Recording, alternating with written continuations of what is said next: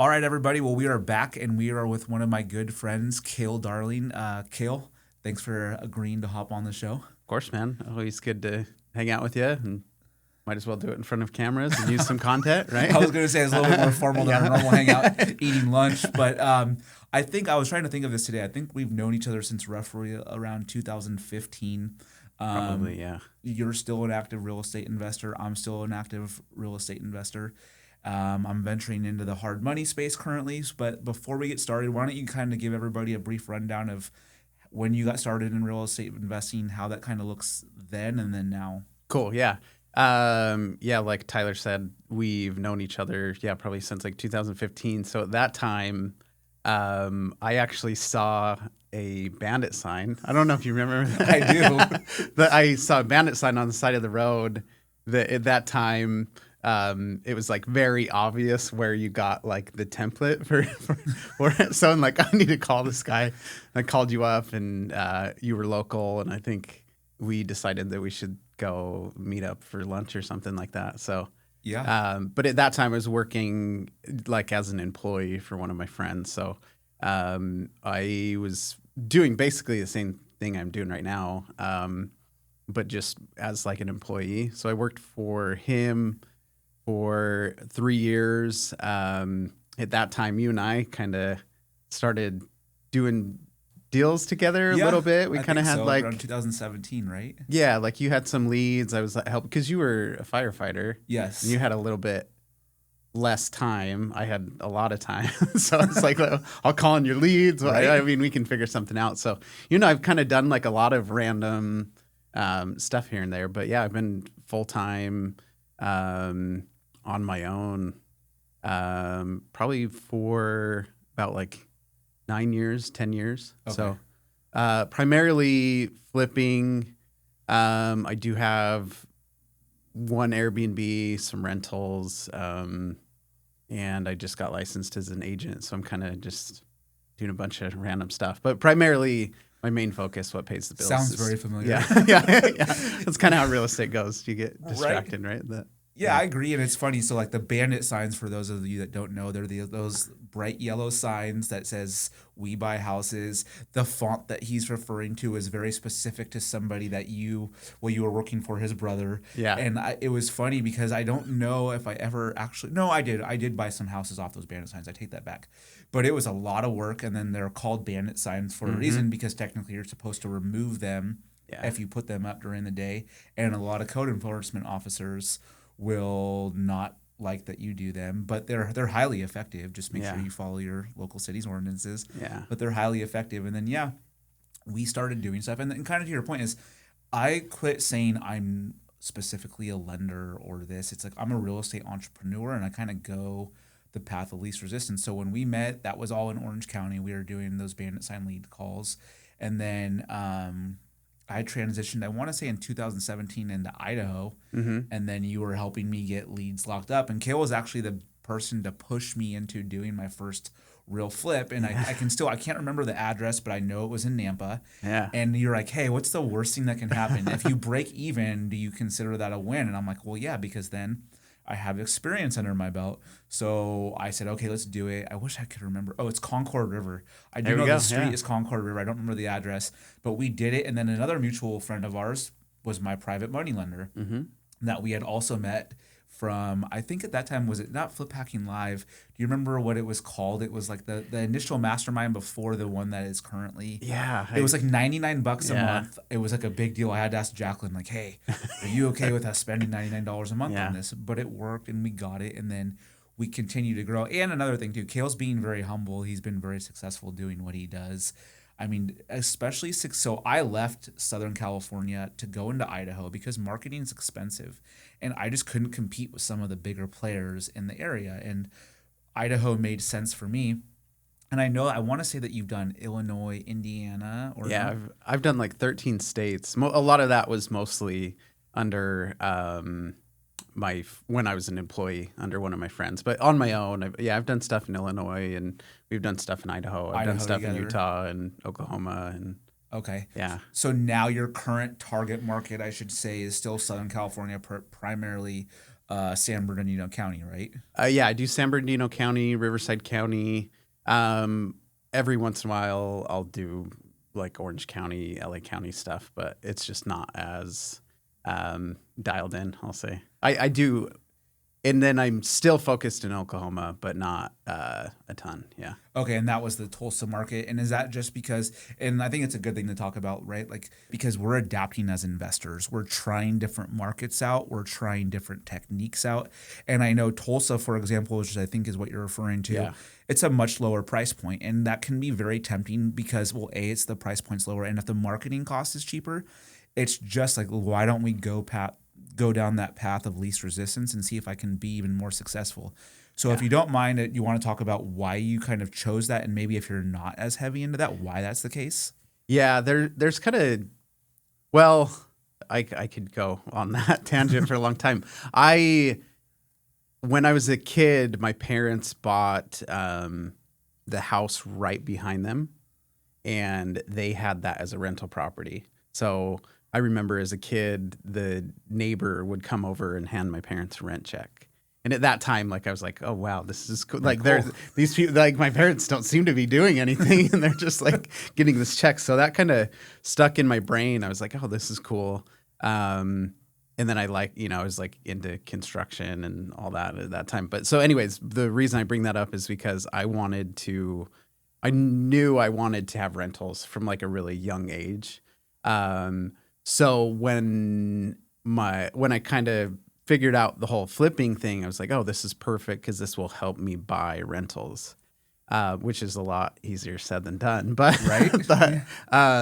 so I know somebody who has a bunch of rentals that's very, very successful in Oklahoma.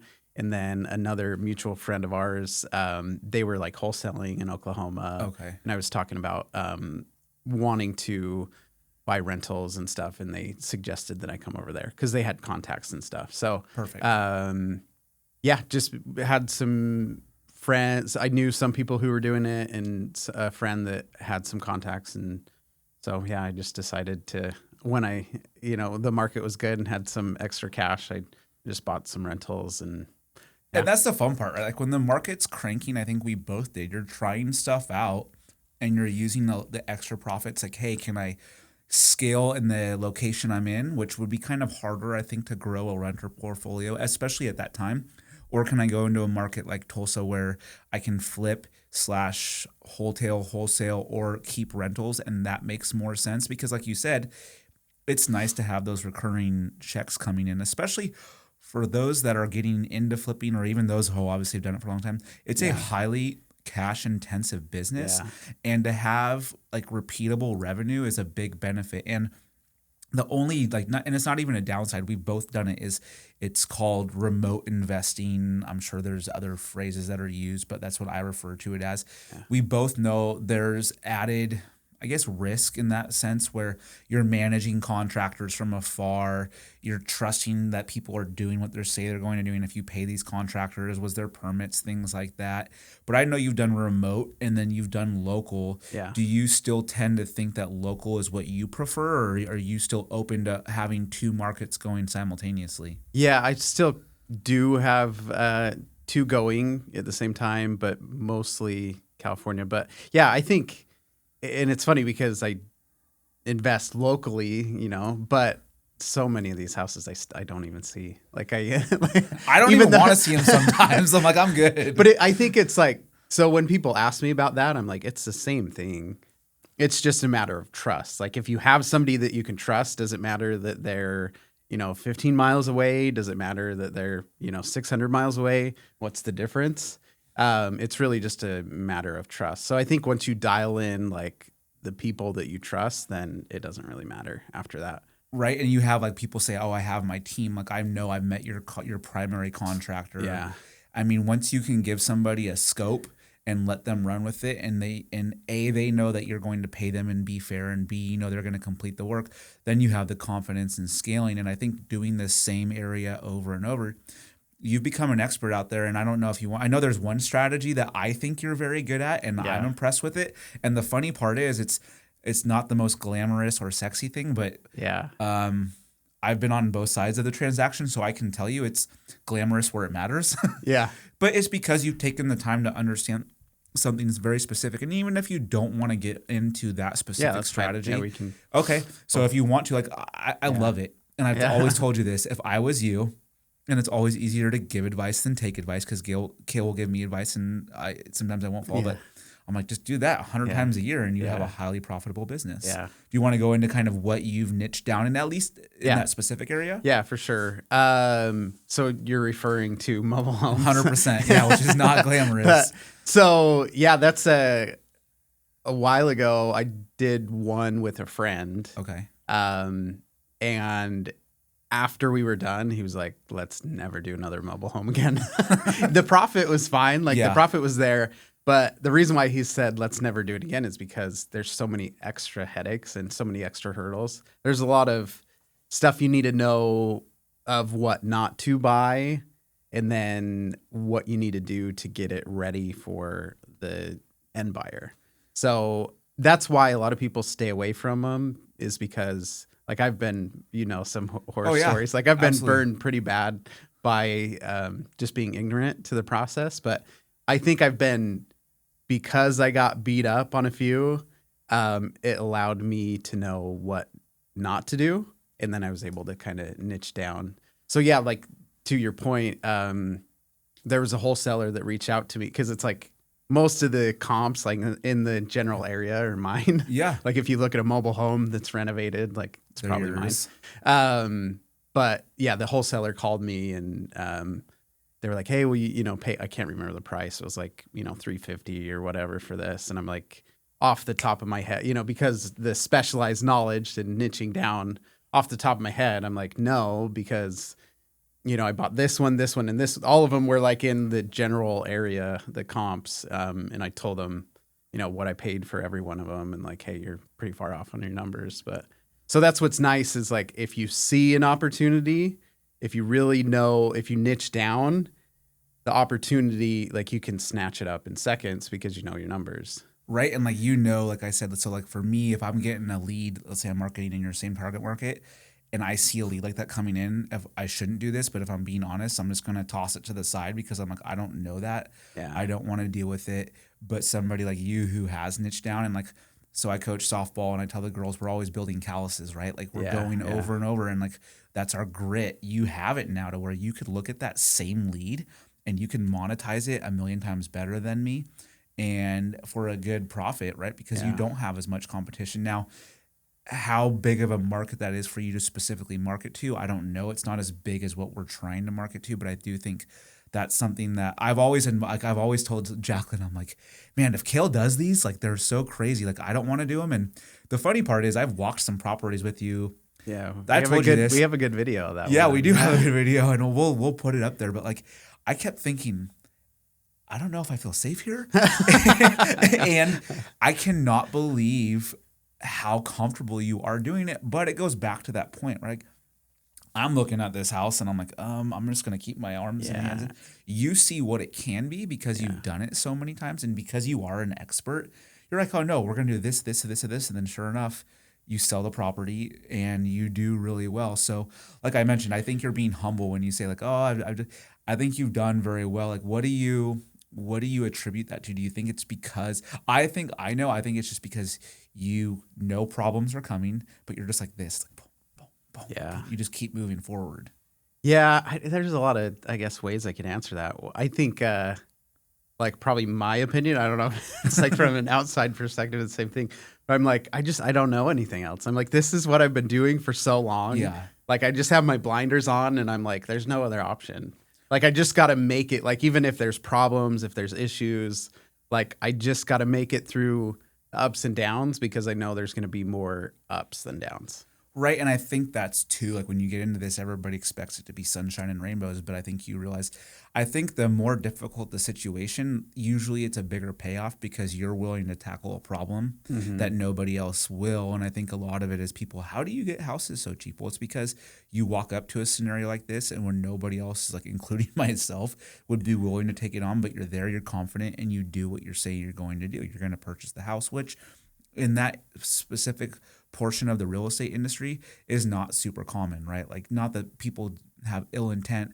They think they're going to be able to figure something out, and then they just pause. They go to like parade rest, like, I don't know what to do. And they've told this seller, hey, I'm going to buy the house. They don't do it. From what I know of you, maybe it's happened. Everybody's had to turn down a deal at some point, but you constantly deliver. Yeah, for the most part. Well, that's another good thing about niching down is that, like, I can get good deals because I can talk to an agent or a seller, and I have the proof behind me. I can go backwards and I can be like, hey, and they're like all within a general area. Like, hey, this is like very similar to this, this, and this. You know, I performed on all these. Like, the proof is in the pudding. So it's nice to be able to kind of show people the pudding and be like, hey, if you go with somebody else, I don't know if they can prove that they're going to be able to do this. Yeah, they might, be from LA or Orange County and they're buying in San Bernardino, but they're used to buying, stick-built houses where I'm out like in the desert and I'm buying a mobile home. It's like they might think they're going to do it, but then they don't really know what they're doing. So, and I love that. And that's another thing. So you're still doing that to this day, right? Yeah. Okay. Got plenty going right now. I'm sure. So I guess I'll ask two separate questions. Is just for people like listening, if you want to go, like if you want to kind of talk about what your actual target market is, and then how, I guess for those that are looking to do the same thing, or maybe they're looking to like reach out, like how are you marketing to get these properties? And then where is that specific market? Let's say if there's a real estate agent out there, if there's a homeowner out there that, hey, I have that exact same property. I didn't know somebody would buy it. Like, where would you be willing to look? Yeah. So some people, when they hear mobile homes, they get confused, especially like, us in Orange County, we're like, oh, those parks with, like the 55 and older communities or whatever. Like if it's on leased land, I really usually don't touch those. I have in the past, but so I'm doing mobile homes that are on owned land. So kind of function normally as a single family home for all intents and purposes. So and I really have like two different areas that I really focus on, specifically for like mobile homes and all that, but out toward like Nuevo and Paris and Hemet and like all that general area, there's mobile homes on owned land. And then out towards like Victorville, Hesperia area, like Phelan, Victorville, Pinion Hills, stuff like that. So those are like my mobile home niches. Okay. And then, like I said, I do some stuff in Tulsa as well. But okay. And now, real quick, a good thing, I guess, we can clarify too. When you're saying lease land, at least for me, when I call and talk to sellers, it's, are you paying lot rent? Is that like the most predictive question to ask? Yeah, that's an easy way to do it. Qualifier or disqualifier? Space rent, whatever they want to call it, yeah. Okay, and not to say that you just do that. I know you do a lot of single-family homes as well. Yeah. Is it the same markets for single-family homes, or is that kind of a broader area? Yeah, that's a lot broader. Like I simply say, because I live in San Clemente, so I usually say like within like a 2-hour drive of San Clemente. Okay, is kind of my goal, because I know that I have contacts and contractors that I could utilize if it's within that general area. Yeah, I thought I had one in San Clemente. Turns out the address was in Dana Point, but still, we tried it right. Looked, I knew, and so like you were laughing because you said you have. I think it's fun. I love talking about this with you and anybody. It's like, what does your current like deal load look like? Like, if you want to talk about how many projects you have going on, like what phases. Sure. I thought you might ask. I wouldn't have known. So like when I was in the car waiting, you're looking. Yeah, I think I have, if I counted correctly, I have 15 going right now in various different stages. So I'm doing new mobile set downs as well. So I'll buy a lot and then put a new mobile home on it. Okay. So I'm doing, I think, like 4 of those right now. And then, I got some stick built, just regular for those of you who don't know, like the regular house. normal house, And then, quite a few mobile homes. Okay. And then so like the 14, what does that constitute as far as how did you acquire? I think you're really good at, like, with relationships too, right? Yeah, with us, like you're one of them. That's like you we're friends. You called me because you trust me Yes. on that one Yeah, data point. I mean, 100%. it didn't pan out, but still, like you trust me. You know, I'm going to take care of you. Yes. So, and you know that I can perform. So, yeah, I highly value relationships. If I like someone and I enjoy working with them, then I'm going to do everything I can to like take care of those people. Perfect. So yeah, a lot of it is relationships. I have a good friend who is like the managing broker out there in like Phelan, Victorville area. So he's been really good to me. We partner up on a lot of stuff as well. So it's mutually beneficial. He'll, if he brings them to me, then he lists them, stuff like that. So a lot of what I have right now is mostly relationships, whether that be through wholesalers or agents. Sometimes another good thing about being active is agents will see your comps. They'll see like a listed property, and then if they have a fixer in that general area, they know that person can perform. So I every once in a while I'll get just an agent in that general area that'll be like, hey, I see that you bought all these. Like this one would probably be a good fit for you as well. Which is awesome. huge. And it makes me laugh because I know that I've done deals with you out there as well, right? And it's funny because investors will be texting me, hey, do you have any more fixtures like that one that I could buy? And I laugh. And at first I was like, well, I'm not going to reply. But now that I've been focusing more on hard money, now I reply to every single one. I'm like, no, but I can loan you the money for your next. I can loan you the money for your next flip project, and that's why I like it. I see like an evolution, and I think marketing is so capital intensive for us, and that's a big expense. But I'm noticing like, I guess we're starting to become the old dogs after like 7 or 10 years, right? Where it's cool to see. What I gather is you have so much from relationship, and I feel like that's so much more sustainable. It's so much more fun. Like I've lent you money before. We've partnered on deals before. I've represented you as an agent. I've done refinances for you before, and and we've done all these things. And it's just I told off a bandit sign, off of a bandit sign, right? But it's grown. So traditional marketing leads to relationships. What's the ROI on that one? Dude, very high, right? And it's so funny. So it's funny you say that. I don't know how I found this, but the other day I was laughing. Oh, I was going on Google Maps for something, and somehow I found the map that I created. I think I posted it on Instagram too, but I'm like, I forgot. I was sending out like 200 bandit signs every Friday.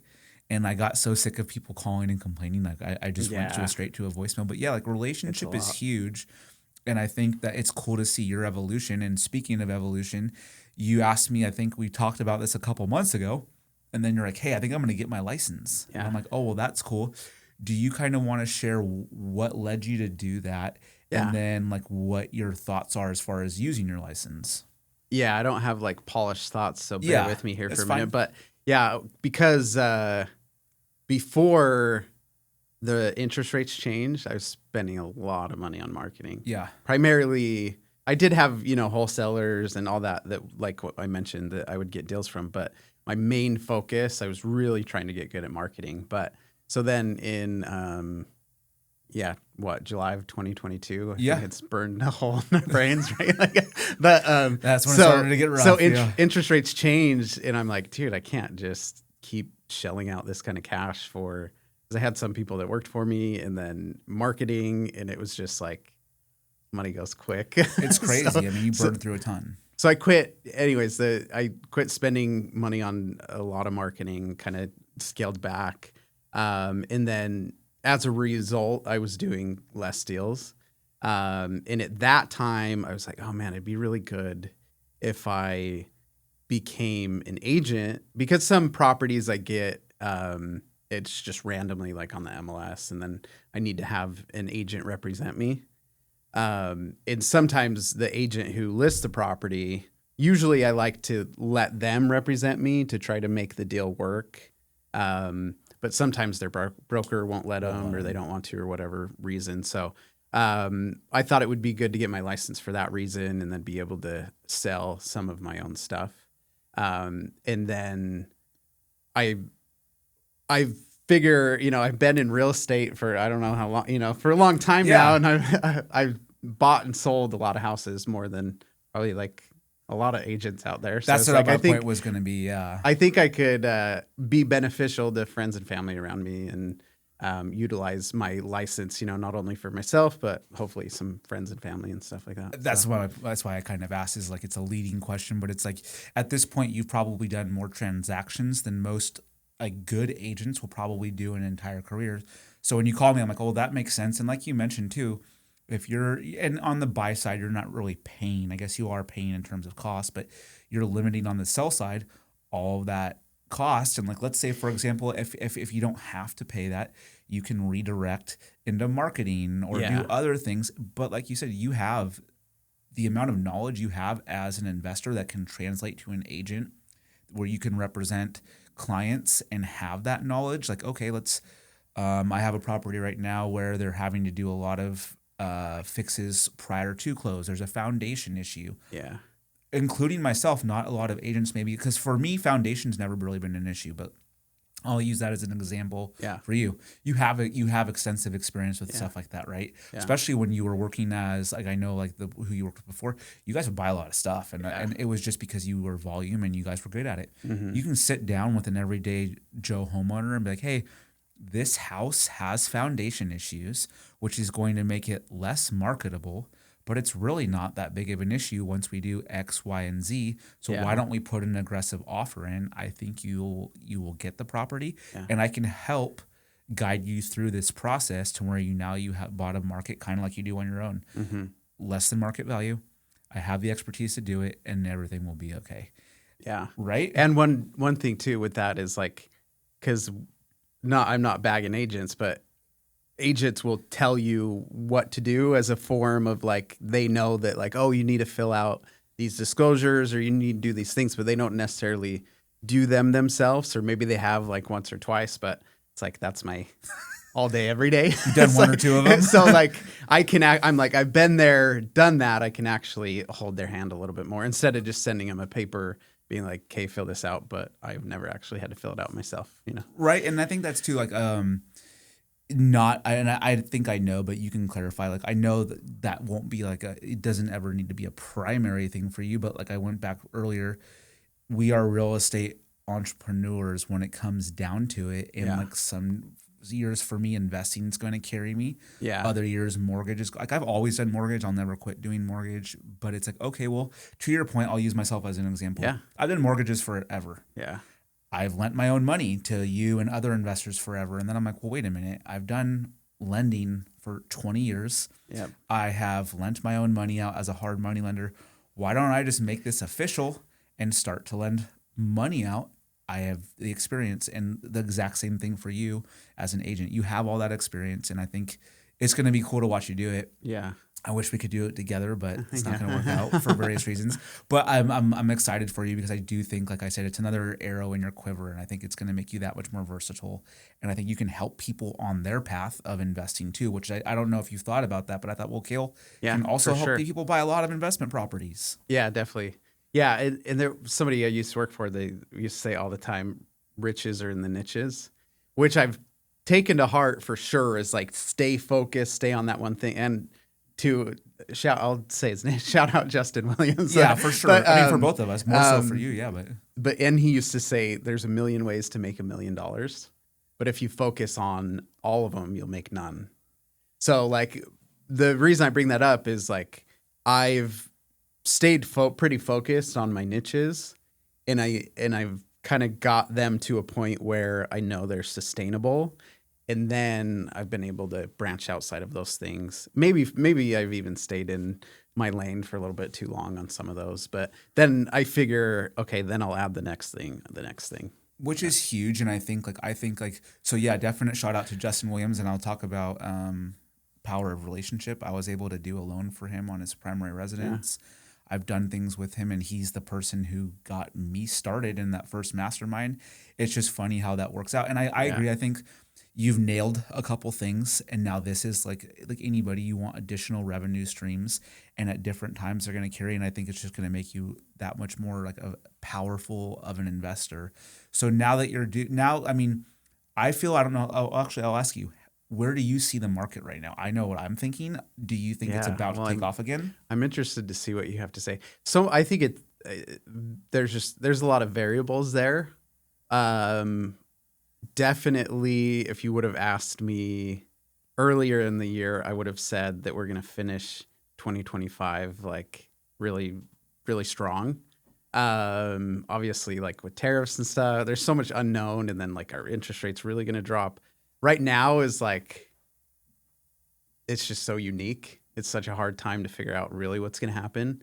I do think we might have like temporary pain and frustration, but I think very soon it's going to go up. I think we're going to, I don't know when that's going to be, but I definitely feel like there's going to be a time in the near future where we're hoping or wondering why we didn't buy more properties. Well, and that's true, right? And like, I think I'm kind of on the same page. I think what I'm starting to see, and when I'm talking to like clients for both the hard money and conventional stuff, is especially on the conventional side of actual home buyers, I'm getting more calls again. And then I'm looking at deals that I've seen close recently. As long as everything is priced appropriately, it's moving very quickly. And I think kind of to our point of adaptation, it's the agents who are still trying, or not even trying, they're allowing that price to be too high. Things are going to sit. But once they're right there at that target market, they're still going. And I say this all the time, and I may be off on the numbers now, but I want to say for every 1% in interest rate drop, 6 million buyers are coming back into the market. And for California specifically, which is where you're doing a lot of your stuff, I'm doing like most of my stuff, is we have one thing that's going to keep the values up is we have a housing shortage and we have a bureaucracy that slows everything down. So I don't see that getting fixed very quickly. I think as soon as rates drop, I think values are going to go up. And it's so crazy to think that like values will continue to rise. Yeah. But I saw this crazy stat. I don't know if you've seen this. It's, you know how certain things go through Instagram all the time. It's like, you need a $370,000 income now to like afford. Did you see that? I saw that yesterday. Yeah. Yeah. Like afford a house in Orange County. And I'm thinking it's crazy to think that it's going to go up. But I do see that. And I think, like I said, I'm watching specifically lately. I've been in Capo Beach a lot and San Clemente. I'm like watching, hey, how do you price these things? How quick?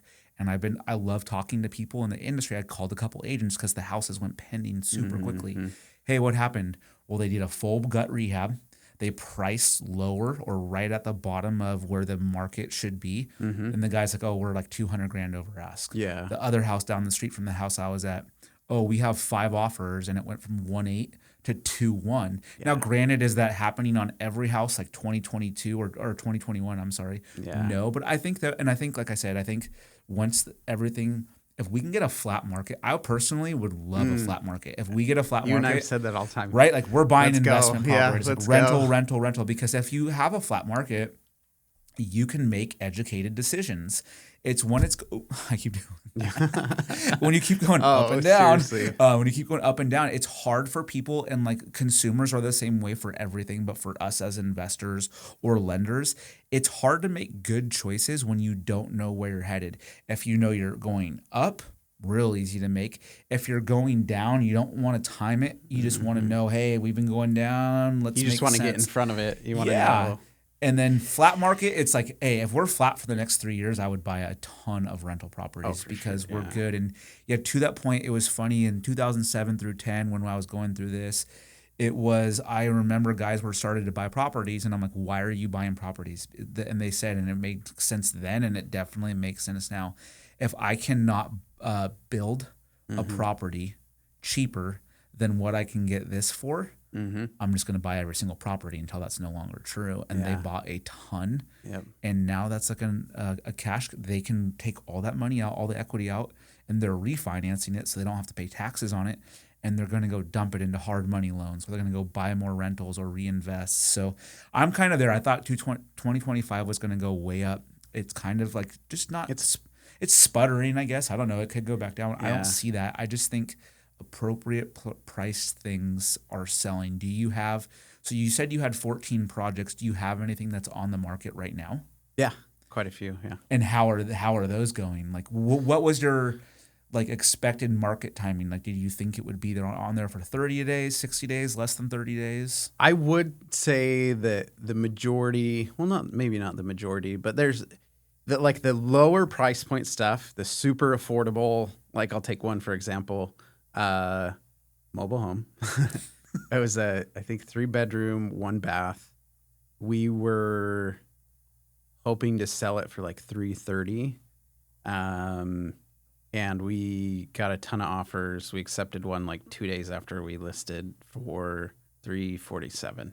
Awesome. So yeah. like the lower price point stuff, the small, affordable, huge buyer pool, like that stuff is currently right now still pretty bulletproof. As long as it's good, like everything you mentioned, like there's nothing really weird going on, like it's pretty conforming, you know. Okay.